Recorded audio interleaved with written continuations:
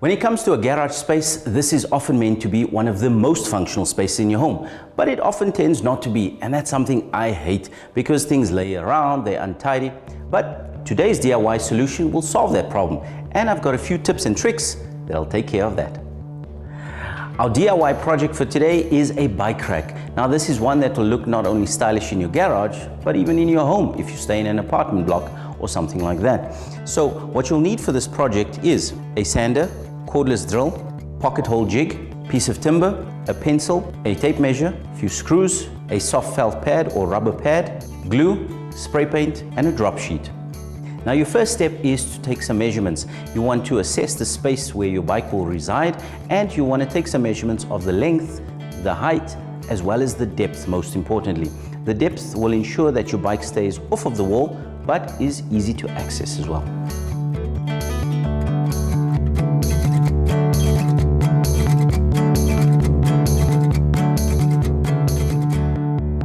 So we've assessed the space where our bike will reside, and we've taken all the measurements. We have 1.7 meters in length, 950 millimeters in height, and most importantly, a depth of 220 millimeters.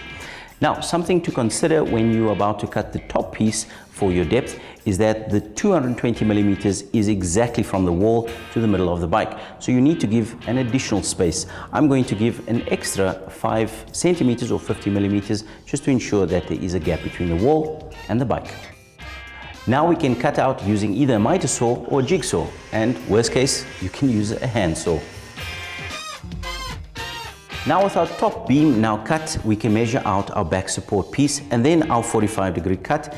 Eventually we'll have a strong triangular structure which will support our bike.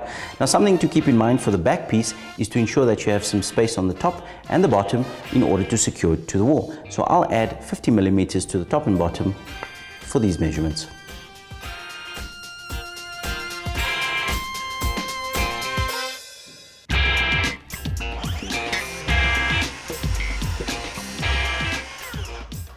With our two pieces now cut, which will form the backing as well as our top support piece, we can now cut our 45-degree angle.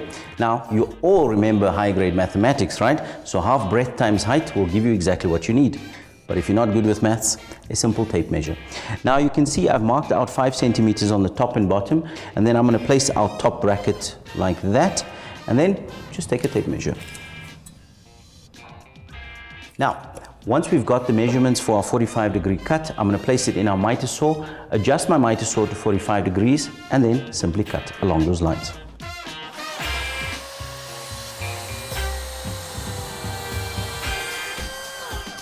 We got our 45-degree cut, and you'll see when we insert it, our structure is starting to come together quite nicely. Now, before we can secure everything together, we need to ensure that we've got an area or recess so that our bike can sit on this in order to keep it secure in place. Now, in order to measure out and mark off where we need to cut the recess, we keep in mind the measurements of the depth of our bike, which was 22 centimeters. Anything above that is safe area for you to cut your recess. Now I'll be using my miter saw, and I'll be using this wing nut to adjust the depth at which I'll be cutting the recess. So to prepare the recess cuts, I've got our piece of wood which we'll be using as our top support, and you can see I've marked out exactly where we'll cut our recess cuts. Something important to keep in mind is that you need to cut within each of these lines just to ensure that you've got the right area covered, as well as the depth that you want to cover. Now the depth you can adjust using this wing nut, and ensure that you're not cutting more than 50% down the thickness of the wood. Otherwise, you'll compromise its strength. Now you can see over here I've placed a sacrificial fence. That just ensures that our piece of wood that we are cutting is moved forward to ensure that the blade goes right through from front to back.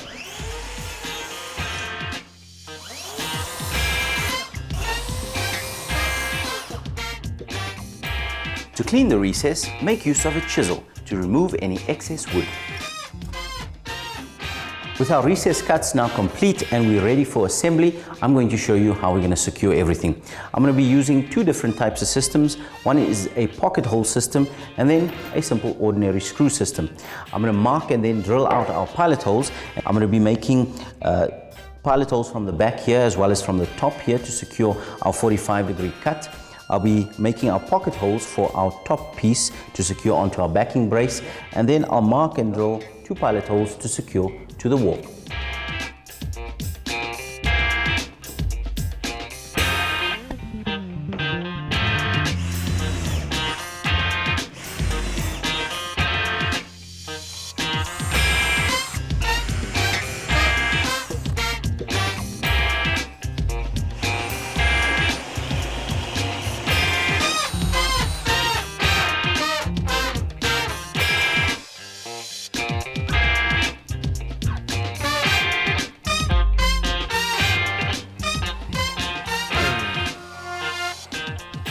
Now when it comes to securing our 45-degree cut, it's a good time to mention the different lengths of screws that we'll be using. Because we've got different angles and different lengths and thickness of our wood, we need to decide exactly the type and length of screws that we're going to be using. I'm using self-tapping screws, and you can see they're different lengths. Again, we'll glue and then secure it together.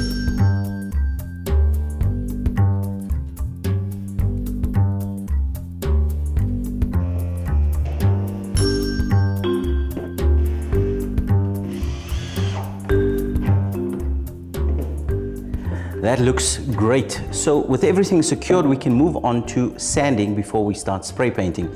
Now, a few things to keep in mind. If this is going to be an indoor application, you may want to fill the holes, but because this is going in our garage, I'm going to leave it just like that.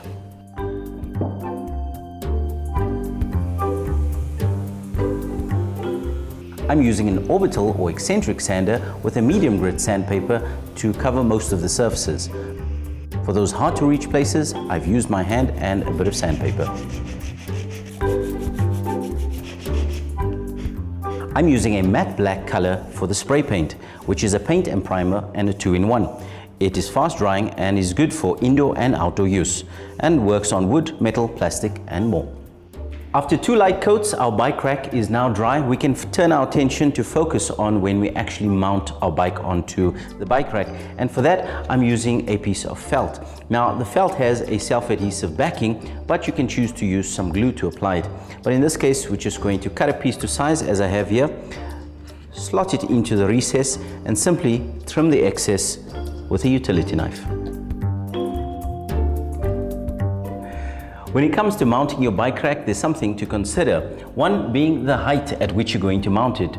So what we're going to do is place it at the height that we'd prefer. We're then going to take a spirit level, just ensure that it is level. Then finally, take a little hammer and give a light tap to the screws, just to give a marker of where you'll drill your pilot holes.